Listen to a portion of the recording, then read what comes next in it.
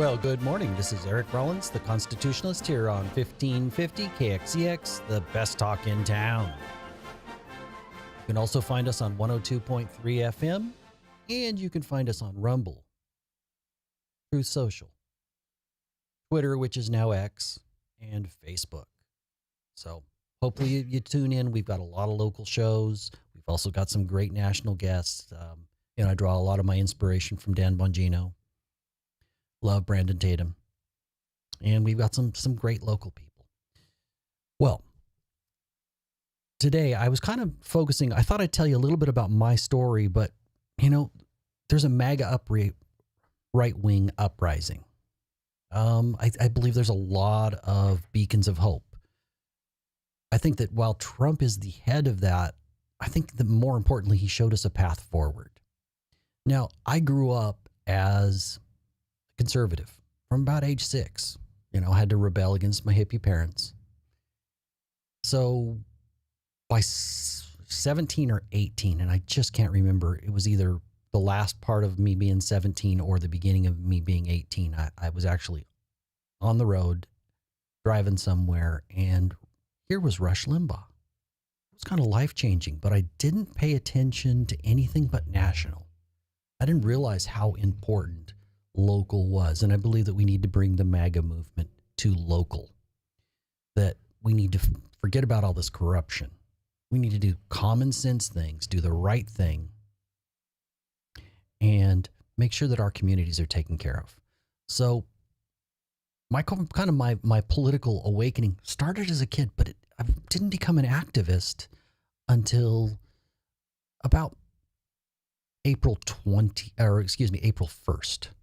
Ironically, April Fool's Day 2020, when I realized that all those politicians, particularly the local ones,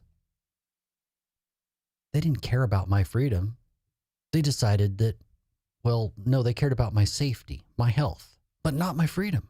They were not protecting my rights.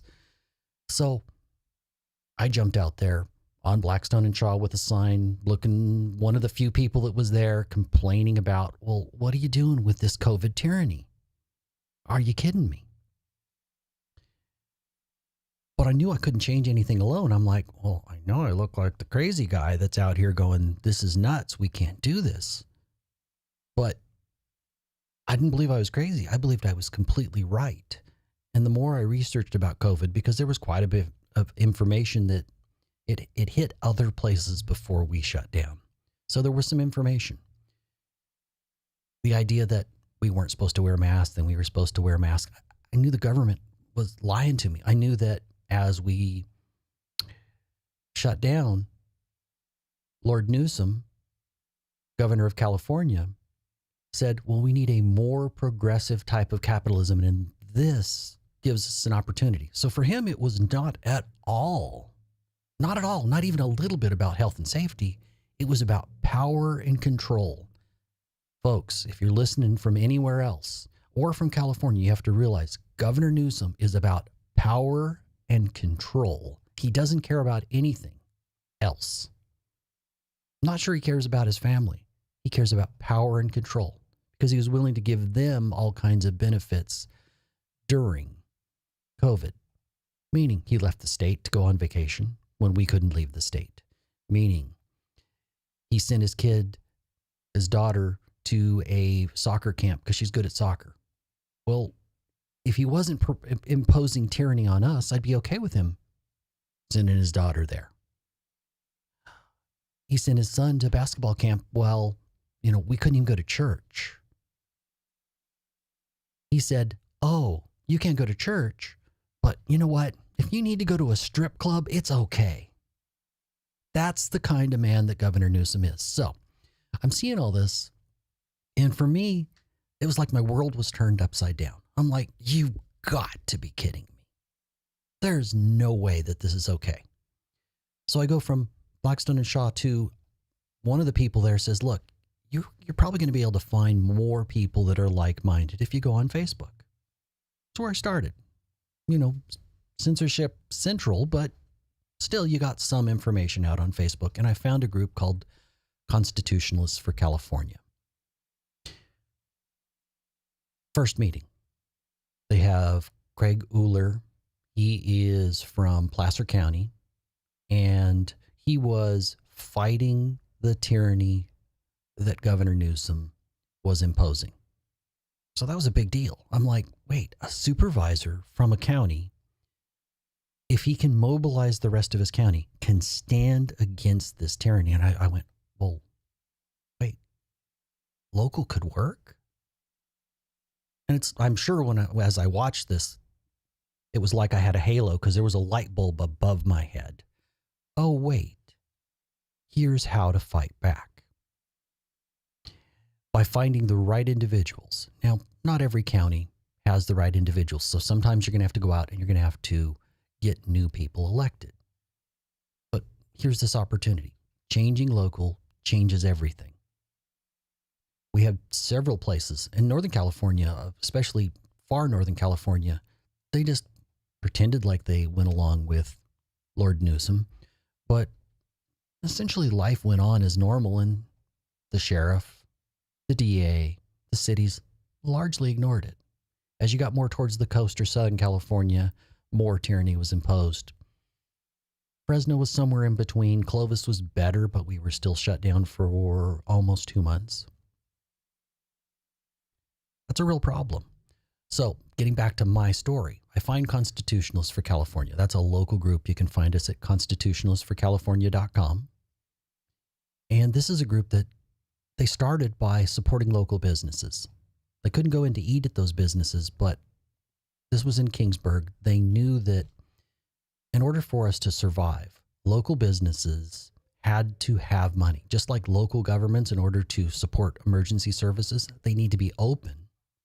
Or we can go the route of Fresno, where they begged, borrowed, pleaded, probably sold their souls, though I don't know that they actually sold their souls, but they did everything they could to get government money. In other words, they had government write them a giant check. They got more money for their size than pretty much anywhere else in California. And so because they got more money, they didn't have to worry about their emergency services. They could just continue to apply tyranny as they saw fit.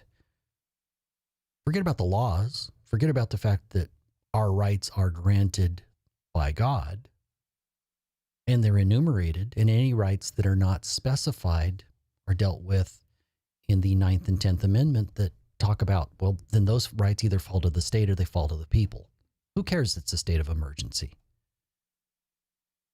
I care about me being able to exercise my freedom. And 2 weeks to slow the spread was fine, but how many people around this country were essentially imposed upon? The rights were stolen for a much longer period of time. So I've met these people in Kingsburg. I'm like, oh my God, Clovis needs one of these, but it took a while for me to get there. Clovis needs a group that stands for people's rights, just like Kingsburg needed one. And they've made a real difference in their local community. They've got a few people elected. They tried to do a recall on Kingsburg's low-level version of Ocasio-Cortez, AOC. Didn't quite get the recall through, but the good news is she's no longer in government. So it was effective enough that she didn't think she should run again. Well, we need to do things. Local can make a difference. Now, this group that I'm involved with, and I lead the Clovis chapter, we're all about education and moving people to action. Well, the good news is we're not alone. There's a whole bunch of groups that have arisen during this COVID tyranny. You can think about, oh my God, it's a horrible tyranny that happened. Or you can think about, this is potentially a great awakening for the American First movement. You know, I truly believe Trump was trying to do the right thing. The fact that he didn't fire Fauci, I got to hold that always against Trump, but I'm voting for Trump. He's real. He did the right thing on the economy. He did the right thing on regulation. He did the right thing on energy. He did the right thing on the borders. He did his best to do the right thing on crime, though crime is largely handled at the state level. But, he tried to step in and deal with the By Large Mansions group that were running around burning things down.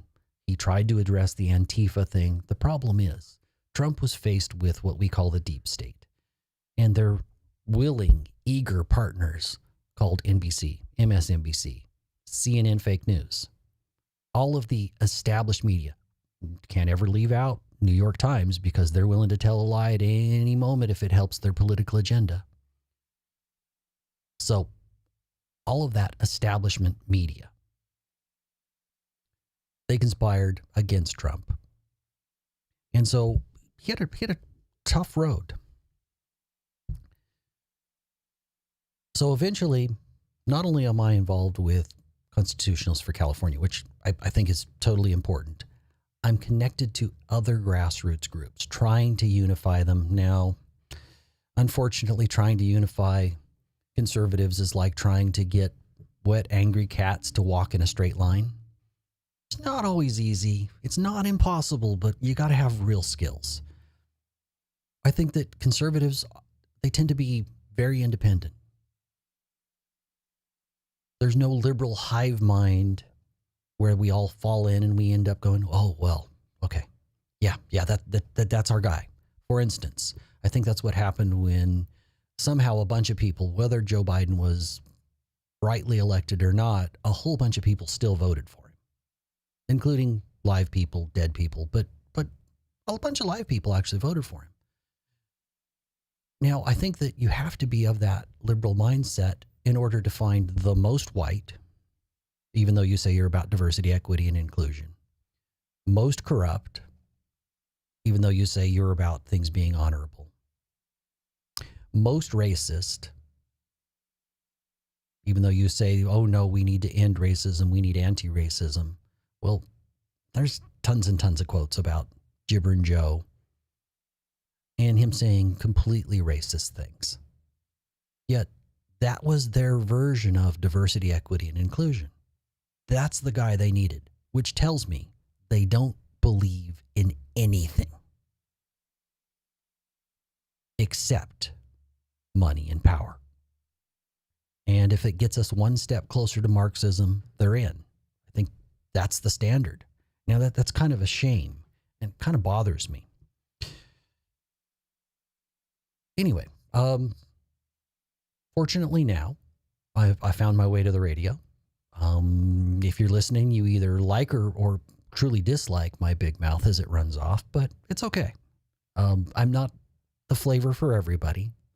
I don't know that I'm quite vanilla. I'm not really quite chocolate. I'm some weird flavor that's probably kind of a tart fruit flavor would be my guess. That's all right. If I'm not for you, that's okay. But if I am, hey, give me a like. Contact the station. They'll love to hear from you. We've kind of reached a point where God and culture, they've kind of separated. When this nation was founded, we were very much a Christian nation. I don't care what the 1619 Project tries to tell you. We were very much a Christian nation. We weren't perfect, but we were founded on an ideal. And so church set culture. Now, the reason that's important is because if you're truly a believer, you're accountable in certain ways. And you have a set of rules that you're supposed to follow. So if church set culture, politics is always downstream of that. And we had then established a culture that strove to do better. For instance, I believe that because so much of our country was profoundly religious, that's why we ended slavery. We were weak and blew it and allowed it to exist in the first place. But we were the second nation on earth to eliminate slavery. Because the church kind of holds you responsible to a set of morals and principles. And we were founded on this ideal, and we knew we weren't living up to it. Thus, the Republican Party was born. about late 1840s or early 1850s. I just don't remember the exact date. But I think that was a turning point. So how does my journey connect to that idea that there's a MAGA right-wing uprising? Well, because I think that if the whole MAGA movement, the America First movement, is bigger than Trump, then we all have to find our path. We all have to set it in motion. We actually have to do more than be keyboard warriors. Fine place to start, and if it entertains you, fine. But it's not that important. It doesn't change the narrative very much to only be a keyboard warrior. You need to go out and you need to join a group or walk for a candidate or help your local Republican Party even though they're flawed. Could you help fix them? What else could you do? What about good works? There's all kinds of civic organizations that stand for traditional American values that you could go out and help. What about volunteering for somebody that just has needs? That's part of America First. I actually think that that's part of taking care of our own first. That there's lots of organizations that go out and they help the needy. Hopefully with a hand up rather than a hand out, though, because I think that would be an element of the conservative approach. It needs to be a hand up. You don't want to just simply perpetuate that dysfunction, for instance, that the homeless, they live every day. I'm going to go ahead and play a song. Really love this guy. Bryson Gray. He is a conservative. He has a conservative Christian message. He's absolutely America First, and he is an amazing artist that is truly in support of Trump. So, without further ado, this is Bryson Gray. We're going to play about a minute of it. Great song. What are the next things that are going to be attacked? Because this MAGA crowd is really the most extreme political organization that's existed in American history. They already hate us, so let's make them matter. Ooh, they say we extreme, y'all hear the chatter. I be Christ first and the rest don't matter. 2 a.m. we run up on my bastard, going no dramatic. Make America godly again, that's my favorite MAGA. And I rap my Bible verses than your favorite pastor. Overturn Roe v. Wade, cut them babies matter. If I rap about murder, I bet I'll be their favorite rapper. But I rap about God and family, so I get banned. Sorry that I don't believe a woman is a man. And this a war with good and evil, tell me where you stand. You know only the wicked flee, that's why I never ran. Ay, it's about the kingdom, not about the money. Ay, bigger than one man, it's about the country. Ay, they brought up inflation, buying found it funny. And they taking all of our freedoms, what you want from me? They push Lil Nas X just because he gay. And they push Cardi B to lead all your daughters astray. And they tell me I could be rich if I change what I say. I never wanted to be in the world anyway. They already hate us, so let's make them matter. Ooh, they say we extreme, y'all hear the chatter. I be Christ first and the rest don't matter. 2 a.m. we run up on my bastard. Love this artist. I want to point out the things that I think are so important about all of these. A lot of them are inner city because a whole bunch of rappers are inner city. There is the country rap group that's not inner city, but so much of rap is inner city. And they're rapping about conservative, Christian themed, MAGA first, open to conservatives, open to Republicans. They're shifting the culture. That's huge. Shifting the culture. Now, there are plenty of things that are positive to look at. You know, 70% of voters, this poll came out recently, I think it was an Ipsos poll, said that if the corruption charges on Joe are true, he needs to go. 70%. You know, we have a whole bunch of congressmen that are retiring, mostly from the Democratic Party, because they see something coming. So those of you that say, oh, well, the machines can destroy everything and I don't have to bother. Yeah, the machines are a problem.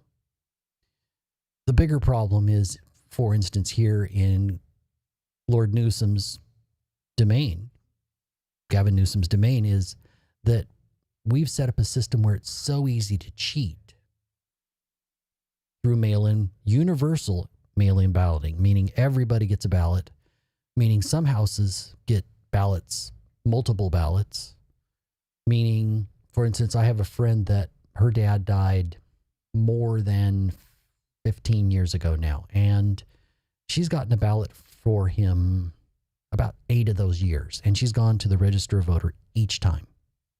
Now, if she was dishonest, she could simply vote in that name. You know, Chicago's famous for allowing people from the cemetery to vote, and they have polling centers there in each cemetery. California, we're working on it. They're creating fake voters. They're seeing that somebody hasn't voted in 10 years, and then they make sure that that ballot simply gets sent to a different address. They know that they can collect ballots. They found somebody in LA that had a whole trunk full of ballots.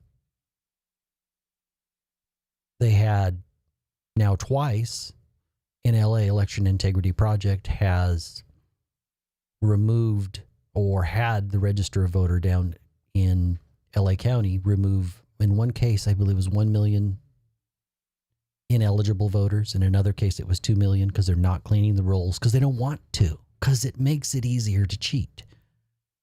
So, machines are a problem. There are other ways to cheat. We need poll watchers. Hey, there's another place to get involved, folks.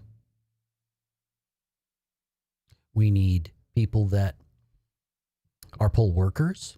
There's a place where you're even closer, where you could turn them in if they're doing anything that's suspicious.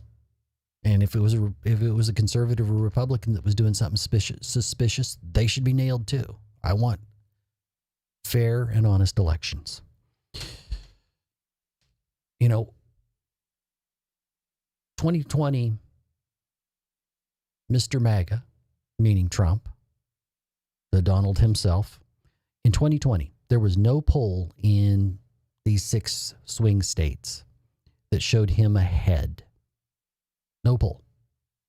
Now, in 2023, he leads in 5 of the 6, most of them by a above the margin, pretty resounding lead. That's a big deal. So, Trump leads Biden. Is Biden going to be the nominee? Don't know. Really don't know. I'm thrilled that the Democratic Party is divided. It's kind of nice to see them scurry around like rats, all waiting to jump ship, all waiting to have a different captain, because even most of the Democrats, they don't trust Joe. When you see somebody consistently fall as they're going up the stairs, there's not a lot of, trust that comes with that. Not a lot of faith you can have in that person. When you see that they've just given a speech and then they turn around, and it's one thing to turn around and be surprised. It's another thing to turn around, be surprised, have your hand out, and go ahead and do the shaking motion when nobody's there. Now, the nobody that's there is, with Joe, nobody's home. So the Democrats have a problem with that. But that's an opportunity for us. Lots of videos of that. Can you share it with friends? How many people regret that did vote for Joe? Because clearly it wasn't just cheating. Clearly, if he got, 86 million votes? 89 million votes? Something like that. Clearly a bunch of people did vote, though I think most of them were an anti-Trump vote. But how many people now that they see what they got and they compare it to what they had, where the economy was good, where the borders were not perfect, but largely closed, where we weren't regularly inviting in anybody, meaning anywhere from people that want a better life and that's why they're coming, to people that are being trafficked, to people that literally are terrorists. There are 600,000 gotaways in the last year, meaning they don't know who those people are, because the cartels largely control the border, because Biden will not allow the border patrol agents to do their job except for processing new people in. In other words, they're now, instead of being in charge of keeping from people from sneaking over the border, they're in charge of registering the new people. Now, they're not allowed to register them to vote yet, though I'm sure the Democrats are working on some scam to do that. But they're allowing people in to the tune of millions now. What does this do for MAGA? Well, pisses a lot of people off. It should motivate you. It should make you go, wait a minute, I need to be talking to my congressman. He needs to be yelled at. Or she needs to be yelled at. We need to shift the culture. You know, there are numerous people that, because I said, I think this MAGA movement is much bigger than Trump. There are several leading lights. For me, I can't think of anybody that I like better than Carrie Lake. She's a little better at speaking than Trump. She's very real. She's very much in Trump's mold. I'm inspired when I hear Carrie Lake. Jim Jordan, good guy. He was around before Trump, but very much in the America First mold. Our new speaker, Mike Johnson, Speaker of the House. Absolutely MAGA. Vivek. Absolutely MAGA. I know that a bunch of you are going to go, well, I don't trust Vivek. Well, he's going into places that nobody else will, and he's consistently speaking a conservative message. So he gets some credit from my take. I like him. I understand, and I've heard all the arguments. Oh, we got to worry about this. We got to worry about that. I'm not so worried. He did some phenomenal things. He called out Nikki Haley. You know, her being Dick Cheney in 3-inch heels, because she is deep state neocon. She made all of her money after she worked in the Trump administration from, is it Boeing? I think it's Boeing. She went from $500,000 in debt to $12 million to the good to her name in just a few years. So she's profiting off of war, and she's advocating for more war at every opportunity. I don't trust Nikki Haley at all. Don't see her as MAGA, see her as deep state, as a neocon. Vivek called her out on the debate stage. Vivek also did something incredibly cool. He played Trump's part, and he called out the media when he started at this last debate. Did a great job there. Called him on the fake information that they peddled about Russiagate. Said, hey, was this actually Hillary's fake information that she bought and paid for? Or was it something real? Go ahead, admit it. Of course, the moderator just smiled real big and was real quiet. I wonder why. Because she knew if she actually said the truth, she'd be nailed. The next thing he did, which I consider to be a huge favor for the MAGA movement, is he called out Ronna McDaniels. She is the head of the Republican National Committee, the RNC.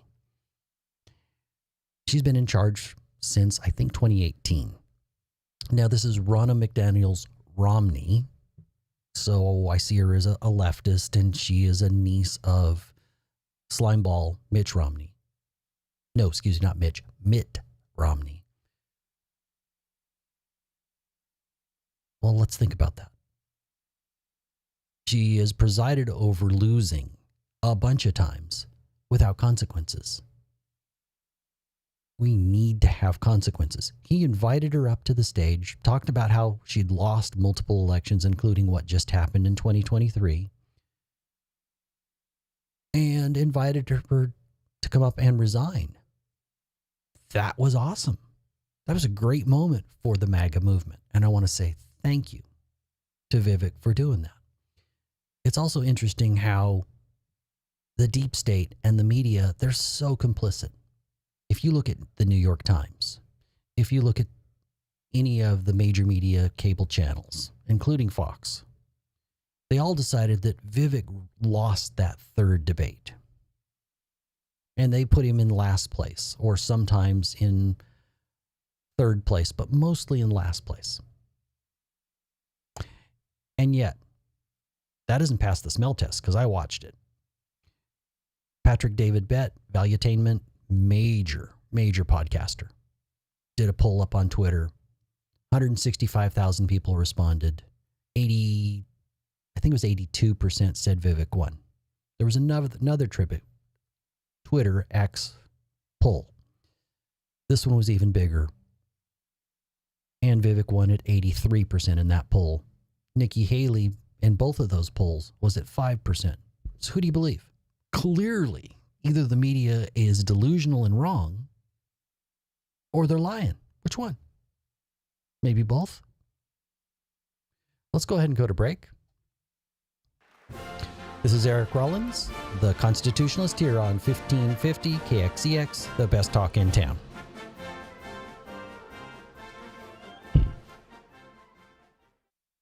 Okay, I want to say thank you to everybody that's watching on social media. Wish more of you would actually go ahead and comment. You know, that helps the show. I wish that you would like. I wish you would share. All of those things help the show. I'm doing this because I believe in the message and the path forward that Donald J. Trump set for us. That we have to pick up the mantle. That he can't do this alone. That he needs every one of our help. Let's go ahead and come back. This is Eric Rollins, the Constitutionalist, here on 1550 KXEX, the best talk in town. Love that song. Love the Marine Corps anthem. So, the MAGA movement, I think that it is beginning to shift culture. Now, I believe that church needs to underlie culture. Interestingly enough, the next two groups, or one's a group and one's a person, they've come closer to Christ, or I guess the Babylon Bee always was closer to Christ.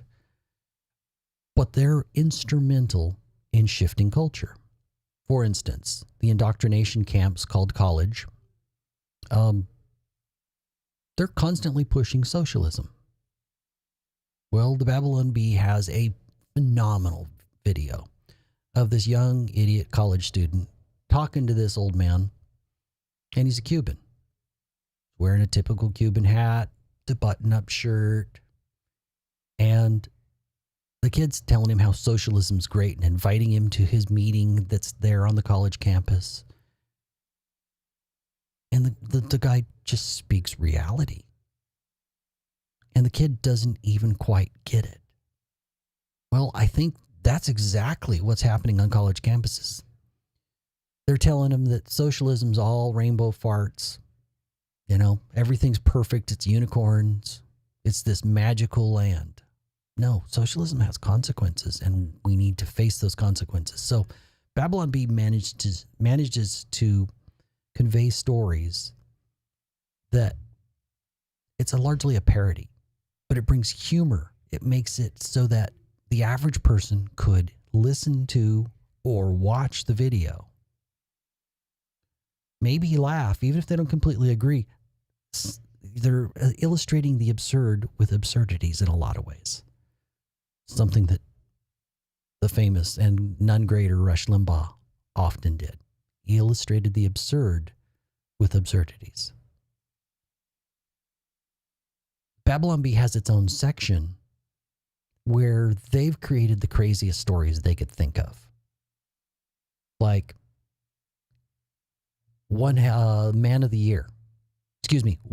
year, but it's actually a man. And then Time Magazine actually named Rachel Levine. He, whatever that is in the Biden administration. Admiral Levine. Can't remember. I think has to do with health, like Department of Health.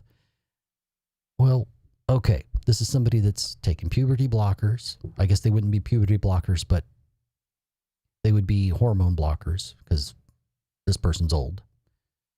Overweight, pasty skin, looks terrible, and this person's supposed to be the person that tells me about health and is the voice about health from the Biden administration.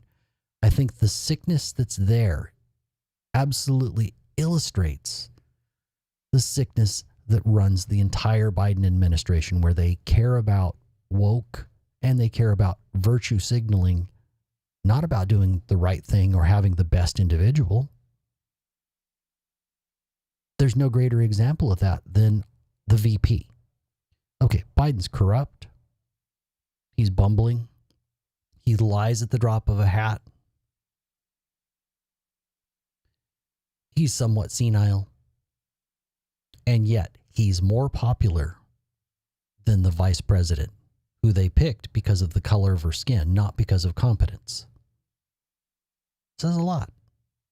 He's better liked and has better poll numbers than Kamala, who managed to do nothing except talk about yellow school buses, the meaning of time.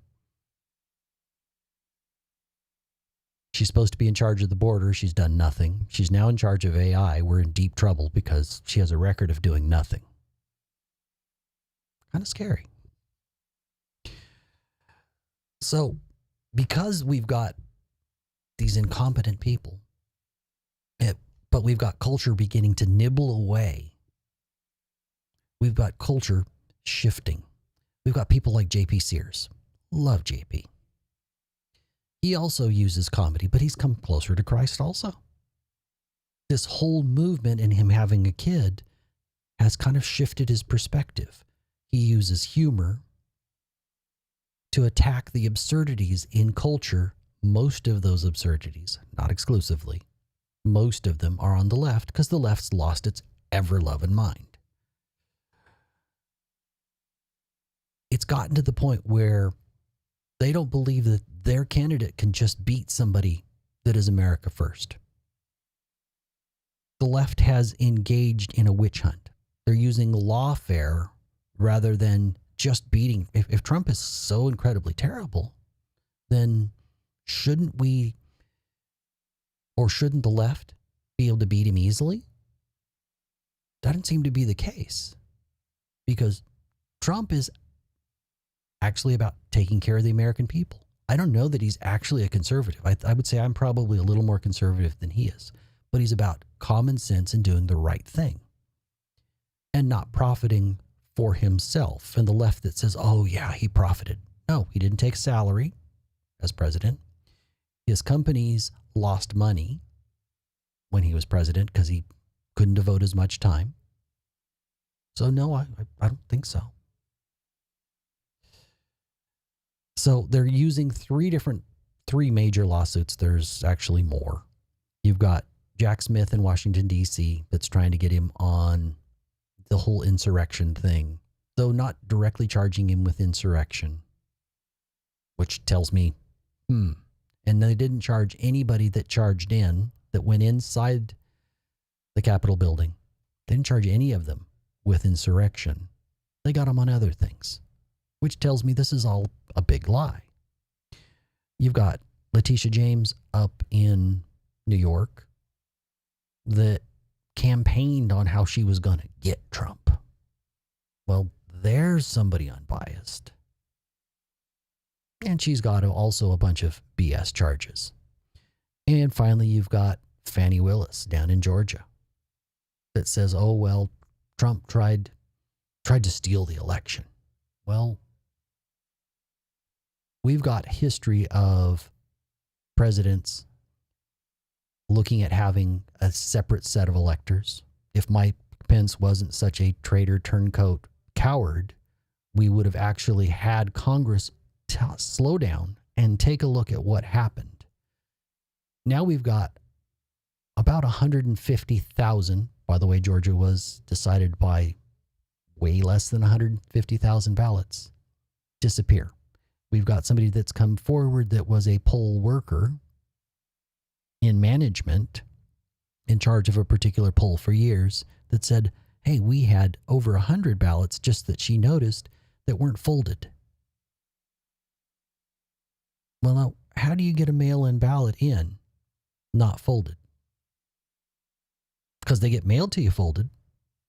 She said they were on different paper. And they came in more than 98% for Joe Biden. You think there might be a problem there, folks? Again, I don't know if any of these were enough to decide the election, but the fact that we were completely unwilling to look into the election fraud. Another place, Wisconsin. 200,000 votes got thrown out. because they were considered illegal because they did not follow state law. So right there, that's a huge number of votes. There's a problem. Now, the good news about all three of these lawsuits is not only do I think they're frivolous and they're a witch hunt, but Trump gets stronger the more they try to cheat him out of his right to run for president. Let's go ahead and take a break. This is Eric Rollins, the Constitutionalist, here on 1550 KXEX, the best talk in town.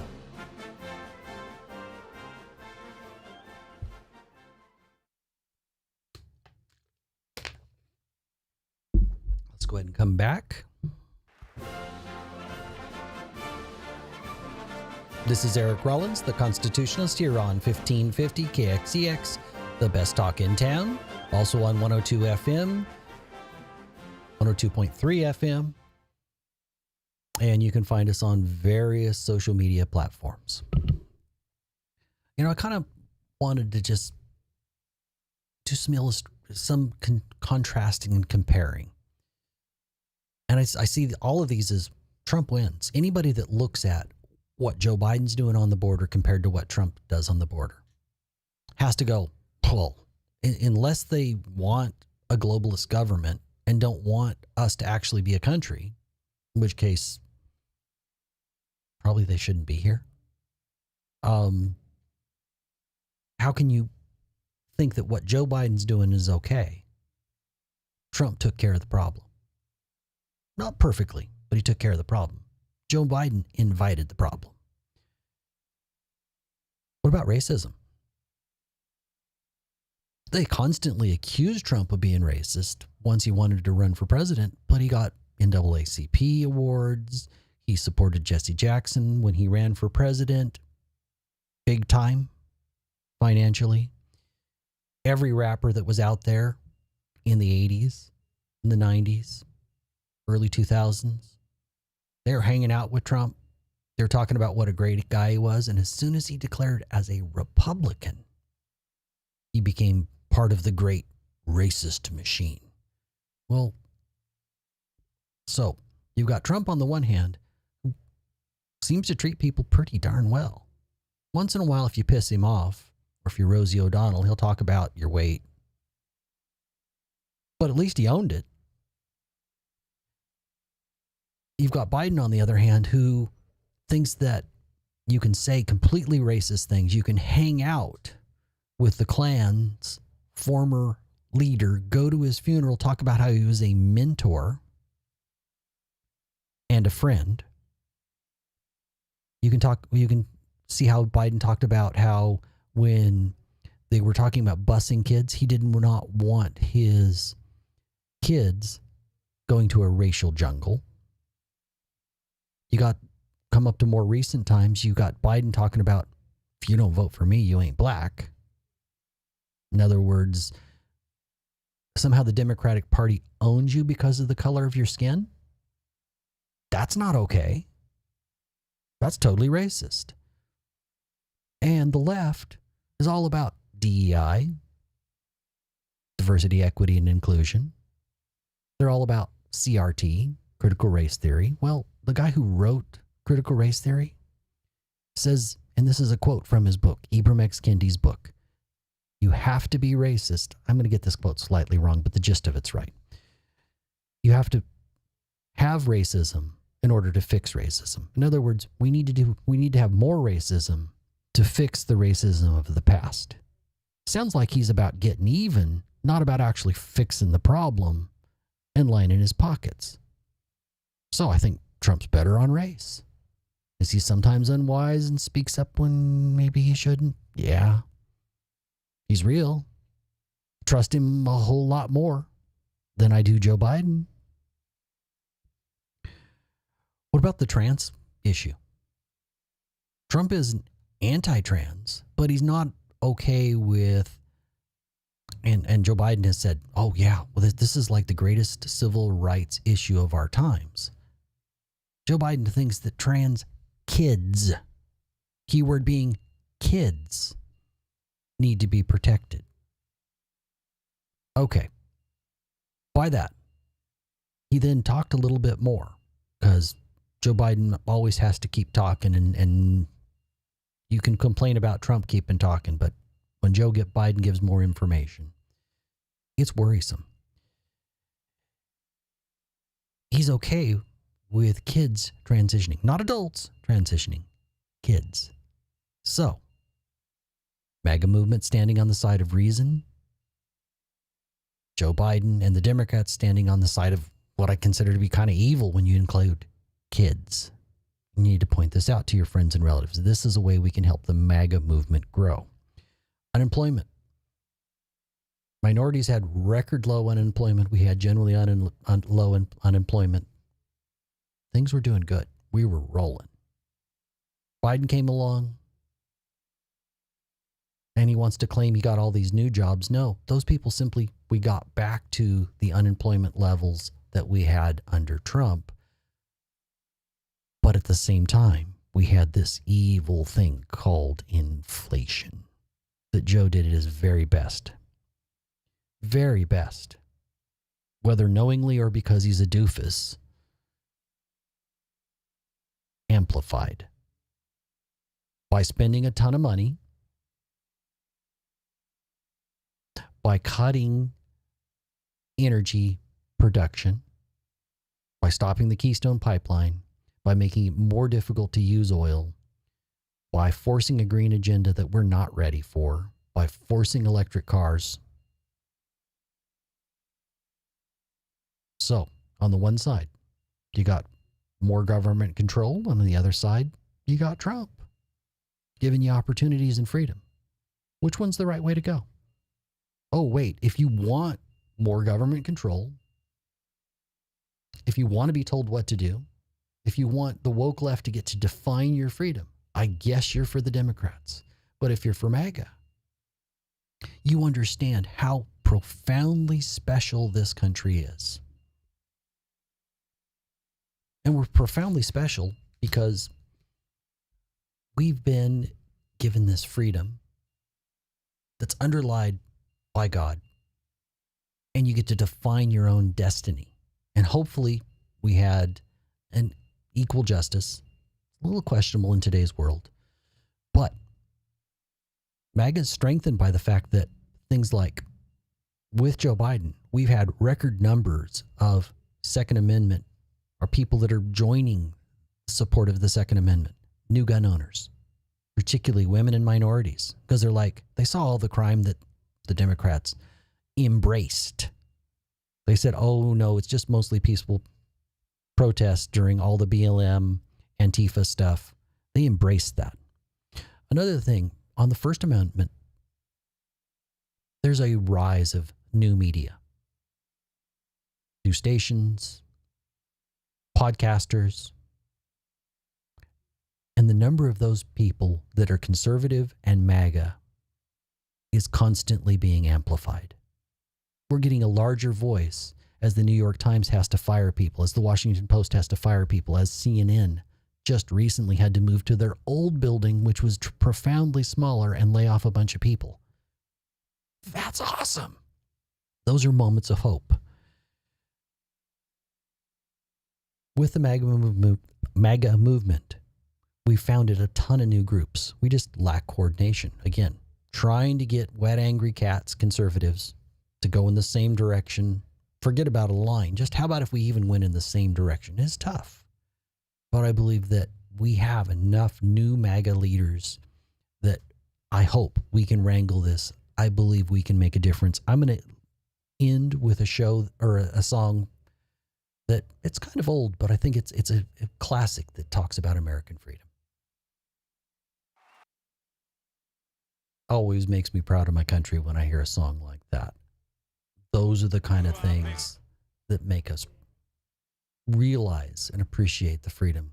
Get out there and help change the culture. We've got to change ourselves. Then we can affect our family.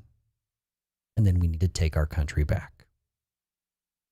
Get involved, folks. This is Eric Rollins, the Constitutionalist, here on 1550 KXCX, the best talk in town.